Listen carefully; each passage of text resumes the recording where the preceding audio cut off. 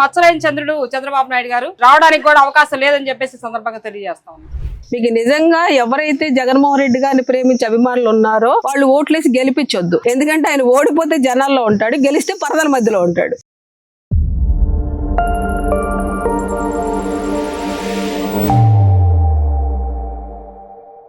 Madam, గత కొన్ని రోజులుగా అంటే ఆంధ్ర రాష్ట్ర వ్యాప్తంగా యావత్ దేశమంతా కూడా పెట్రోల్ డీజిల్ క్రైసిస్ అంతా తెలిసినటువంటి విషయం. ఇదే అదునుగా చేసుకుని వైఎస్ఆర్సీపీకి సంబంధించినటువంటి సోషల్ మీడియా కొంతమంది చంద్రబాబు నాయుడు డీజిల్ మెయింటైన్ చేయలేకపోతున్నాడు, చంద్రబాబు నాయుడు ప్రజలకి కనీసం డీజిల్ పెట్రోల్ కూడా అందించలేని స్థితిలో ఉన్నాడు అని చెప్పి చంద్రబాబు నాయుడు గారి పైన ట్రోల్స్ కానివ్వండి, ఆయన పైన నెగిటివ్ కామెంట్స్ కానివ్వండి చూస్తూ ఉన్నటువంటి పరిస్థితి. దీంతో పాటుగా కరోనా టైంలో మా జగనన్న వీరుడిలా పోరాడాడు, మా కరోనా టైంలో రాష్ట్రాన్ని ఆయన అరచేతులు పెట్టి కాపాడాడు అని చెప్పి సోషల్ మీడియాలో పోస్టులు పెడతా ఉన్నటువంటి పరిస్థితి. ఏంటి దీన్ని కంపేర్ చేస్తూ మాట్లాడవచ్చా? నిజంగా కరోనా టైంలో జగన్మోహన్ రెడ్డి అంత గొప్పగా పనిచేశాడా? ఇక్కడ ఫస్ట్ పెట్రోల్ డీజిల్ కొరత గురించి మాట్లాడదామండి. పెట్రోల్ డీజిల్ కొరత అనేది కృత్రిమమైంది. ఎట్లా అంటే హర్ముజ్ జలసంధి క్లోజ్ చేయటం వల్ల పెట్రోల్ కొరత ఏర్పడింది. అంటే ఇది ఒక ఇంటర్నేషనల్ ప్రాబ్లం. 11 సీట్లు కూడా సంపాదించిన వాళ్ళు వైసీపీ పార్టీకి 11 సీట్లు కూడా లేవు. అంటే ప్రతిపక్ష హోదా కూడా లేదు. ఆయన జస్ట్ పులివెందుల ఎమ్మెల్యే గారు, జగన్మోహన్ రెడ్డి గారు పులివెందుల ఎమ్మెల్యే గారు. పులివెందుల ఎమ్మెల్యే గారికి ఇంటర్నేషనల్ ఇష్యూస్ ఎందుకండి? ఆయన స్టేట్ లో ఇష్యూలే పనికిరారు, మీరు ప్రజలకు ఏం సేవ చేయలేరు, మీరు మాకు వద్దు అని చెప్పి ప్రజలందరూ ఆయన పక్కన కూర్చోబెడితే ఆయనకి ఇంటర్నేషనల్ ఇష్యూస్ ఎందుకండి?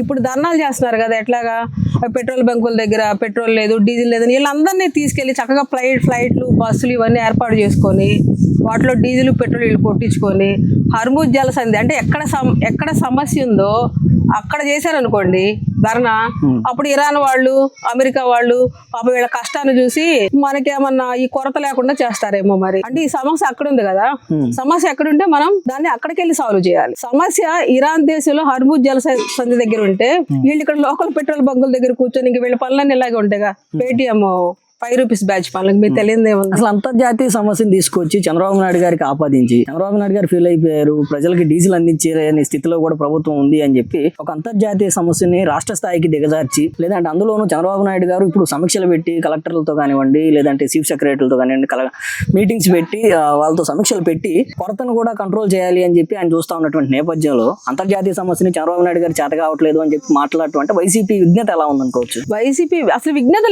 లేదనే కదండి ఆంధ్రప్రదేశ్ ప్రజలు ఓడించి పక్కన కూర్చోబెట్టింది. విజ్ఞత లేదు, పరిపాలన చేత కాదు, విజనరీ లేదు, ఫ్యూచర్ ప్లానింగ్ లేదు. ఓవరాల్ గా తను సంపాదించుకోవడానికి ఆంధ్రప్రదేశ్ ని కంపెనీగా చేసిన వ్యక్తి జగన్మోహన్ రెడ్డి అయితే ఒక విజనరీ లీడర్ గా, ఒక సిఇఓ గా ఆంధ్రప్రదేశ్ ని డెవలప్ చేసింది బాబు గారు, విజనరీ లీడర్. అసలు మాకు వద్దు బాబు అని 11 సీట్లు ఇచ్చి పక్కన కూర్చోబెట్టిన ఆయనకి నేషనల్ ఇష్యూస్ ఎందుకండి? వాటితో పనేముంది? ఇప్పుడు ఒక లీడర్ గురించి మనం చెప్పాలంటే అభివృద్ధి గురించి మాట్లాడాలి. ముఖ్యమంత్రి గారి గురించి, ముఖ్యమంత్రి గారి పనితీరుని మనం వివరించుకోవాలంటే అభివృద్ధి మాట్లాడాలి, ఫ్యూచర్ ప్లానింగ్ మాట్లాడాలి, విజనరీ మాట్లాడాలి, రాష్ట్ర భవిష్యత్తు సంక్షేమం మాట్లాడాలి. ఇవి కాకుండా ఒక నేషనల్ ఇష్యూస్ దగ్గరికి వెళ్ళి వాటిని తీసుకొచ్చి నేషనల్ ఇష్యూని తీసుకొచ్చి చంద్రబాబు గారికి కూటమి ప్రభుత్వానికి ఆపాదించడం అది హాస్యాస్పదం అండి. ఇంకో విషయం ఏంటంటే ప్రజలు ఎవ్వరు అంత తెలివి తక్కువ వాళ్ళు కాదు. అంటే ప్రతి అబద్ధాన్ని నమ్మే స్థితిలో ప్రజలు లేరు. ఒక్కసారి ప్రతి ఒక్కళ్ళ చేతిలో ఈ రోజుల్లో 90% స్మార్ట్ మొబైల్స్ ఉంటున్నాయి. ఒకసారి ఆ స్మార్ట్ మొబైల్లో ఈ ఆయిల్ అనేది సమస్య అని కొడితే తెలంగాణలో బారులు తీరుంది. అవునా? తెలంగాణలో మన అన్ని రాష్ట్రాల్లో, మహారాష్ట్ర కానివ్వండి, గుజరాత్ కానివ్వండి, ప్రతి రాష్ట్రంలో ప్రతి పెట్రోల్ బంకుల దగ్గర జనాలు బారులు తీరులు ఉన్నాయి. దానికి ఒక రీజన్ ఏంటంటే డీలర్లకి ప్లస్ ఈ బంకుల ఓనర్స్ వాళ్ళకి రిలేటెడ్ ఇష్యూ. ఎట్లా అంటే మనకి ఇంత ముందు యుద్ధానికి ముందు పెట్రోల్ సప్లై చేయాలనుకోండి, వీళ్ళు అడ్వాన్స్ లేకుండా వాళ్ళు క్రెడిట్ మీద పెట్రోల్ ఇచ్చేసి ఉండేవాళ్ళు. పెట్రోల్ ఇచ్చేసి ఉండటం వల్ల వీళ్ళకి కొంచెం దాని ఈజీ అయింది. ఇప్పుడు ఏంటి, పెట్రోల్ ధర పెరిగిద్దేమో అనే ఒక వీళ్ళే క్రియేట్ చేసుకొని అది ఎవరు అంతర్జాతీయంగా ఉన్నటువంటి క్రూడ్ ఆయిల్ రేట్లు పెరగటం వల్ల ఎక్కడ పెట్రోల్ రేటు పెరుగుద్దేమో అని చెప్పి బల్క్ గా వీళ్ళు బంక్ ఓనర్స్ స్టోరేజ్ చేసుకొని లీటర్ 2 లీటర్లు కొట్టించి ఇంకా లేదు అంటే రేపొద్దున ఆయిల్ రేట్ పెరుగుతుందేమో, ఎల్లుండి ఆయిల్ రేట్లు పెరుగుతాయేమో, సో వాళ్ళ లాభం కోసం ఈ బంకుల్లో పెట్రోల్ స్టోర్ చేసుకోవటం ఒకటి. రెండోది ఏంటంటే ముందే మనీ పే చేసి తీసుకోవాల్సి వచ్చిన ఇది బంకు ఓనర్ల మీద ఉందండి. అంతకు ముందు ఏంటి అప్పు ఇచ్చేవాళ్ళు, అంటే క్రెడిట్ ఇచ్చేవాళ్ళు. ఇప్పుడు ఏంటి మనీ పే చేస్తేనే పెట్రోల్ డీజిల్ ని సప్లై చేస్తున్నారు. సో ఇది డీలర్స్ కి పెట్రోల్ బంక్ ఓనర్లకి మధ్యలో ఉన్న ఇష్యూ. ఆ ఇష్యూని క్లియర్ చేయడానికి చంద్రబాబు గారు కూటమి ప్రభుత్వం కలిసి అర్ధరాత్రి 12 గంటలకి మన పల్నాడు జిల్లాలో కృతికా శుక్లా గారు మన జిల్లాలో 12 గంటలకు పర్యటించారండి. ఒక ఐఏఎస్ గాని, ఒక ఐపీఎస్ గాని, ఒక గ్రేడ్ 1 ఆఫీసర్స్ గాని ఇంత కష్టపడిన దాఖలాలు వైసీపీ ప్రభుత్వంలో మీరు చూసారా? అసలు మీకు కనిపించారా? ఒక ముఖ్యమంత్రి పరదా చాటును మనకు కనపడలేదు. యాక్చువల్ గా దీన్ని పురస్కరించుకొని ఏపీ రాష్ట్ర ప్రజలకు నేను చెప్పేది ఏంటంటే, మీకు నిజంగా ఎవరైతే జగన్మోహన్ రెడ్డి గారిని ప్రేమించే అభిమానులు ఉన్నారో వాళ్ళు ఓట్లేసి గెలిపించొద్దు. ఎందుకంటే ఆయన ఓడిపోతే జనాల్లో ఉంటాడు, గెలిస్తే పరదల మధ్యలో ఉంటాడు. నిజంగానే జగన్మోహన్ రెడ్డి గారు కోవిడ్ కరోనా మహమ్మారి రాష్ట్ర యావత్ ప్రపంచాన్ని వణికిస్తున్నటువంటి సందర్భంలో జగన్మోహన్ రెడ్డి హీరో లాగా యోధుడు లాగా ఎదుర్కొన్నాడు అని చెప్పి మాట్లాడుతూ ఉన్నారు. అదే నిజమైతే ఆక్సిజన్ అందక బెడ్లు అందక కొన్ని వేల మంది ఆంధ్రప్రదేశ్ లో ఎలా చనిపోయారు? మరి ఆ మరణాల వెనక కారణం ఏంటి? జగన్మోహన్ రెడ్డి గారు చేసింది ఏంటి? జగన్మోహన్ రెడ్డి గారు ఏం చేశారంటే, నాకు తెలిసి ఏపీ ప్రజలు ఒక భాగంగా చెప్తున్నాను, మాస్క్ వేసుకొని హైదరాబాద్ లో ఉన్నారు. మాస్క్ వేసుకొని హైదరాబాద్ లో చాలా ధైర్యంగా సాహసోపేతంగా మాస్క్ వేసుకుని హైదరాబాద్ లో ఉన్నారు. ఇక్కడ ఒక చిన్న విషయం చూడండి. మాది గురజాల నియోజకవర్గం. ఇక్కడ వాడపల్లి ఇవి హైవే ఉంది కదా, ఈ వాడపల్లి హైవే మీద తెలంగాణ నుంచి మొత్తాన్ని పంపించేశారండి. ఎవరి రాష్ట్రాలకు వాళ్ళు వెళ్ళిపోవాలి అని చెప్పి పంపించేస్తే మార్నింగ్ 5 నుంచి నైట్ వరకు గర్భిణీ స్త్రీలు, చిన్న పిల్లలు, పసిపిల్లలతో సహా కొన్ని వేల మంది అక్కడ వంతెన మీద బ్లాక్ అయ్యారు. అంటే అటు ఇటు వాటర్ మధ్యలో ఒక వంతెన మీద బ్లాక్ అయ్యారు. అప్పుడు మా ఎమ్మెల్యే కాసు మహేష్ రెడ్డి గారు ఆయన ఇంత నమ్మే కదా జనం గెలిపించుకున్నారు ఆయన్ని. ఆయన కనీసం వచ్చి మజ్జిగ గాని మంచినీళ్ళు గాని వాళ్ళకి ఇవ్వలేదండి. ప్రతిపక్షంలో ఉన్న ఎరపతినేని శ్రీనివాసరావు గారు, వాళ్ళ కార్యకర్తలు, వాళ్ళ నాయకులు, అభిమానులు అందరూ వచ్చి పులిహోరని, మజ్జిగని, హాస్పిటాలిటీ అని పోలీసులను బ్రతిలాడుకొని తన సొంత ఖర్చులు పెట్టి వాళ్ళకి ఫుడ్, ఈ వస్తువులను ఏర్పాటు చేశారు. ఇక్కడ మాకు లోకల్ గా జరిగిన అనుభవం ఇది. అదే జరిగినప్పుడు నా పెద్ద కొడుకు హైదరాబాద్ లో సాఫ్ట్వేర్ జాబ్ చేస్తున్నాడు. ఇక్కడ ఈ కరోనా ఇష్యూ వల్ల అతను ఫుడ్ లేక, వాటర్ లేక కళ్ళు తిరిగి సొమ్మసిల్లి అవతల పడిపోయాడు. తెలంగాణ బోర్డర్ లో పడిపోయాడు. పడిపోతే ఎక్కడో మాకు కొన్ని కాంటాక్ట్స్ ఉండటం వల్ల మేము అతను సేవ్ చేసుకోవడం జరిగింది. ఇది వాస్తవం. నేను ఒకప్పుడు జగన్ అభిమానిని. నేను ఫస్ట్ జగన్ గారిని వ్యతిరేకించింది ఆ కరోనా అప్పటి నుంచే. ఎందుకంటే సమస్య నా ఇంటి దాకా వచ్చింది, నా బిడ్డ ప్రాణం దాకా వచ్చింది. నేను హార్డ్ కోర్ అభిమాని, జగన్ గారికి హార్డ్ కోర్ అభిమాని నేను. అప్పుడు సమస్య నా ఇంటి దాకా వస్తే ఆ కరోనా వైఫల్యం చూసే నేను ఇంత గుడ్డి అభిమానిగా ఉండకూడదు, అంధభక్తురాల్లాగా ఉండకూడదు. మన అభిమానం, మన ఓటు ఒక ప్రయోజకుడైన నాయకుడికి తోడుండాలి, ఒక సంక్షేమంలో ఉండే నాయకుడికి తోడుండాలని చెప్పి నేను పార్టీ మారాను అనమాట. ఏది ఆ కరోనా ఇష్యూ ద్వారా. అది 100% ఫెయిల్ అయ్యారండి. ఎందుకంటే ఆ మెడిసిన్ సప్లై చేసింది కూడా మన రాష్ట్రం నుంచి ఏం కాదు. అప్పుడు ఎవరు సప్లై చేశారు? మన సెంట్రల్ నుంచి సప్లై అయింది. దానిని కొన్ని స్వచ్ఛంద సంస్థలు వీళ్ళంతా పూనుకొని ముందుకొచ్చి జనాలు కాపాడారు. కొన్ని ఫౌండేషన్స్ వచ్చి ఫుడ్ గానీ అవన్నీ అరేంజ్ చేశారు. అసలు గవర్నమెంట్ నుంచి ఏం చేశారు చెప్పండి? ఏది కరోనా ఉన్నప్పుడు వైసీపీ గవర్నమెంట్ నుంచి చేసింది ఏంటి? జగన్మోహన్ రెడ్డి గారు ప్రెస్ మీట్ పెట్టిన ప్రతిసారి, అంటే కరోనా టైంలో ఆయన ప్రెస్ మీట్ పెట్టిన ప్రతిసారి పారాసిటమాల్ టాబ్లెట్ వేసుకోండి, బ్లీచింగ్ పౌడర్ చల్లుకోండి, మొత్తం కరోనాకు భయపడాల్సిన అవసరం లేదని చెప్పి మాట్లాడినటువంటి సందర్భాలు లేకపోలేదు. మరి అంటే ఆ పారాసిటమాల్, బ్లీచింగ్ పౌడర్ అనేది ఆ రెండే అనుకోవచ్చు. అంటే ఆయన వీరోచిత పోరాటానికి నిదర్శనం. అంతే కదండి. మరి నేను ఎందుకు చెప్తున్నానంటే కోవాక్సిన్ కానివ్వండి, ఆ మెడిసిన్ కానివ్వండి సప్లై చేసింది అప్పుడున్న ప్రధానమంత్రి గారు. ఇక్కడ నుంచి మనకి ఏం రాలేదండి. కనీసం ఒక ఫుడ్, కనీసం చూడండి చౌక ధరల దుకాణం అంటే డిపోస్ లో రేషన్ కూడా ఫ్రీగా ఇవ్వలేదండి. ఆ రేషన్ కూడా మనకి సెంట్రల్ గవర్నమెంట్ వాళ్ళు 20 kgs రైస్ అట్లా మనకి ఇంటి పంపించారు తప్ప స్టేట్ గవర్నమెంట్ నుంచి ₹1 సహాయం గాని, కొంచెం ఏదో ఫుడ్ పంపిణీ చేయటం గాని, కేవలం కరోనా అప్పుడు ప్రజలను ఆదుకుంది ప్రధానమంత్రి గారి మెడిసిన్ ప్లస్ కొన్ని సంస్థలు, స్వచ్ఛంద సంస్థలు వాళ్ళ సహకారం తప్ప గవర్నమెంట్ తీసుకున్నది ఒక్క స్టెప్ ఉన్నా చూపించమనండి. వాళ్ళ దగ్గర వీడియోలు ఉంటాయి, వాళ్ళ దగ్గర ప్రూఫ్స్ ఉంటాయి, అన్నీ ఉంటాయి కదా. పైగా ఆయన రాష్ట్రంలో ఎన్నిసార్లు పర్యటించారు అది చూపించమనండి. పోనీ సపోజ్ మొన్న రీసెంట్ గా తుఫాన్ వచ్చిందండి, అప్పుడు విజయవాడ మొత్తం మునిగిపోయిన పరిస్థితి మీరు చూశారు. అప్పుడు చంద్రబాబు గారు ముఖ్యమంత్రిగా కూటమి ప్రభుత్వంలో ఉన్నారు.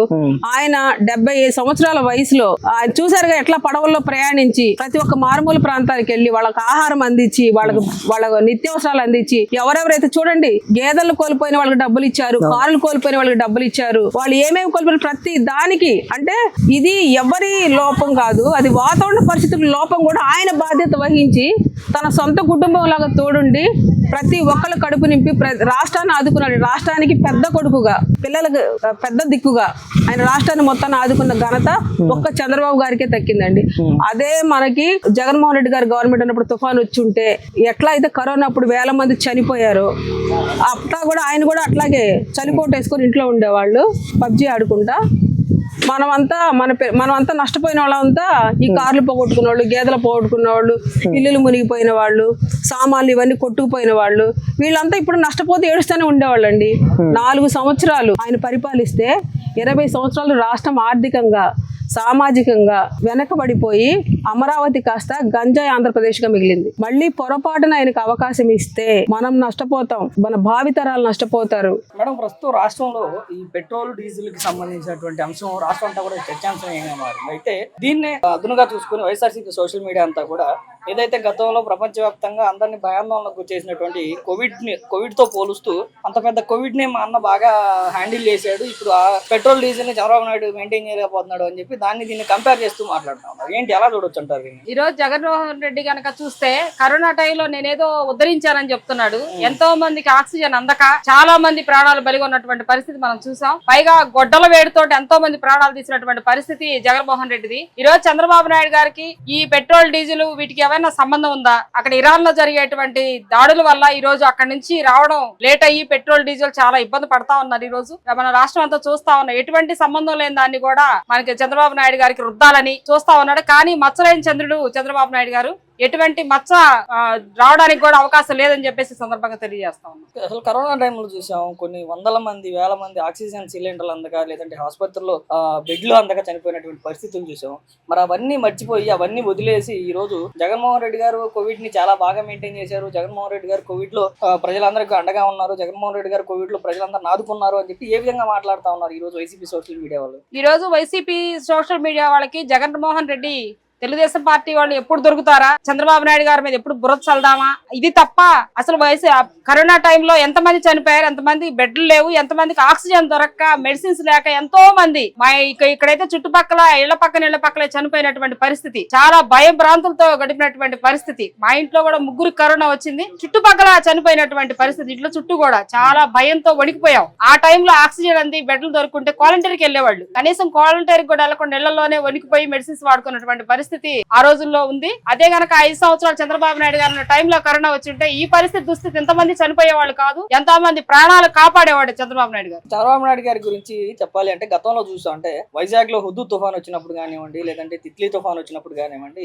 విజయవాడలో మొన్న వరదలు వచ్చినప్పుడు కానివ్వండి, చంద్రబాబు నాయుడు గారు ఏ విధంగా ఆ ప్రజల్లోకి వెళ్లి ప్రజలతోనే ఉండి రాత్రి మగలు అక్కడే ఉండి ప్రజలను కాపాడారో అందరికీ తెలిసినటువంటి. మరి అలాంటి వ్యక్తిని ఈ రోజు పెట్రోల్ గురించి డీజిల్ గురించి దీనిపైన చర్యలు తీసుకోవట్లేదు, దీన్ని మెయింటైన్ చేయలేకపోతున్నారు అని మాట్లాడటం ఎలా ఉంటుంది అంటారు? ఈ రోజు మనం చూస్తా ఉన్నాం అభివృద్ధి పదవులు నడిచే చంద్రబాబు నాయుడు గారి మీద బుర్ర చల్లాలి, ఎప్పుడు ఆయన మీద ఏదో ఒక వివాదం తీసుకురావాలని చెప్పేసి ప్రయత్నాలు తప్ప ఈ రాష్ట్రాన్ని అభివృద్ధి చేస్తా ఉన్నాడు. ఈ రోజు ఏ విధంగా చెడగొట్టాలి, కంపెనీలు రానికుండా ఉండాలనే ఆలోచనతోటే ఈ విధంగా వాళ్ళు ప్రచారాలు చేస్తా ఉన్నది అంతా విష ప్రచారం. ఈ రోజు మనం చూసాం 3 రాజధానులు అని చెప్పేసి 3 ముక్కలాడిన జగన్మోహన్ రెడ్డి అక్కడ మహిళల్ని అమరావతిలో ఏ విధంగా ఇబ్బంది పెట్టారో కూడా మనం చూసాం. మహిళల్ని గౌరవించేటువంటి పరిస్థితి మన చంద్రబాబు నాయుడు గారిది మనం చూస్తా ఉన్నాం. ఈ రోజు అభివృద్ధి పథంలో నడుస్తా ఉన్నారు. వివాదం మనది కాదు, ప్రతి ఒక్కళ్ళు కూడా ఈ రోజు చేతులు కట్టేసి కూడా మనందరిని కూడా తెలుగుదేశం పార్టీ వాళ్ళు ఎంత ఇబ్బందులు పడి జైల్లో పెట్టి కొట్టినా కూడా వాళ్ళని ఈ రోజు చాలా సమర్థవంతంగా అందరిని కూడా మీరందరూ సమన్వయంగా ఉండండి, ఆవేశపడొద్దు, మనం అభివృద్ధితోటే సాధిద్దాం అని చెప్పేసి ఈ రోజు చంద్రబాబు నాయుడు గారు ముందుకు అడిగేస్తున్నటువంటి పరిస్థితి.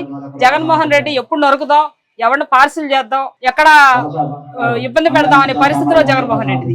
మెయిన్ గా అసలు కరోనా టైంలో జగన్మోహన్ రెడ్డి చేసినటువంటి పనులు, ఒక పారాసిటమాల్ వేసుకోండి, బ్లీచింగ్ పౌడర్ చల్లుకోండి సరిపోద్ది అని చెప్పినటువంటి వ్యక్తి ఆ మాటలు మర్చిపోయినటువంటి వైసీపీ కార్యకర్తలు ఈ రోజు సోషల్ మీడియాలో జగన్మోహన్ రెడ్డి కోవిడ్ ని చాలా బాగా మెయింటైన్ చేశాడు, కోవిడ్ లో ఒక యోధుడు లాగా పోరాడాడు అని ఎలా చెప్పగలుగుతున్నారు? కేవలం పారాసిటమాల్ బ్లీచింగ్ పౌడర్ సరిపోద్ది అన్న జగన్మోహన్ రెడ్డిని. ఇంకో విషయం కూడా మర్చిపోయారు. ఒక డాక్టర్ సుధాకర్ అనే డాక్టర్ గారు ఒక మాస్క్ అడిగారండి. మాస్క్ అడిగినందుకు కూడా ఆయన్ని నడి రోడ్డు మీద ఏ విధంగా చిత్రహింసలు పెట్టి ఆయనకు బట్టలు లేకుండా చేసి అవమానంతో ఎంత విధ్వంసం చేసి ఆయన ప్రాణాలు పోవడానికి కారకులు అయ్యాడు కూడా ఈ వైసీపీ ప్రభుత్వంలో ఉన్నటువంటి వాళ్ళందరూ కూడా జగన్మోహన్ రెడ్డి అనుచరులు కూడా గుర్తు పెట్టుకోవాలని చెప్పేసి సందర్భంగా ఒకసారి గుర్తు చేస్తా ఉన్నాం.